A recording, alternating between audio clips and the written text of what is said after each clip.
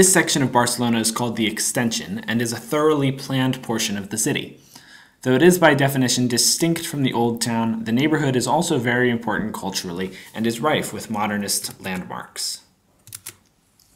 The first proposal for the extension was submitted by Ildefons Cerdà, a Catalan civil engineer, in 1855. He struggled to force his plan through the various governmental agencies and councils whose approval was necessary, but he eventually succeeded over the competing architects. His plan follows essentially a square grid pattern, eventually with the addition of a few diagonal transverses to help traffic flow. Much controversy surrounded Cerdà's plan. The first was the question of unlimited expansion. His plan spread beyond the actual city limits of Barcelona at the time, which meant that there was a risk that the new conservative Spanish regime would take over the project. There were also economic problems. At the time, the city could not afford the high cost of such an overhaul. Cerdà suggested privatizing the project by allowing landowners to manage the urbanization process, but this meant another way that the city council would lose total control over the project by giving it to private organizations. Cerdà had also planned for reforms in the Old Town. These were ultimately kept to a minimum, however, at the request of various governmental officials.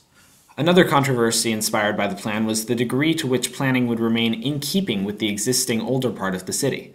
Another Catalan architect, Rovira, had created a plan that was praised as conservative for extending Barcelona. Cerdà thought of his design, however, as a foundation for a completely new city.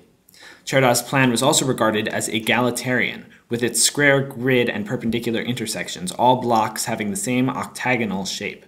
Rovira's plan, however, maintained wide avenues used by the bourgeoisie and advocated for a schematic distribution of social classes, concentrating the high bourgeoisie in the center and relegating working-class citizens to the outskirts. And finally, Cerdà, who was a civil engineer as opposed to an architect, was particularly concerned with hygiene. In his plan, he incorporated wide open streets, and he took railway systems into account.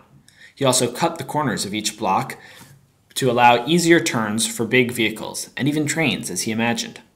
Rovira and others, as architects, however, paid less attention to traffic and other engineering problems in their designs.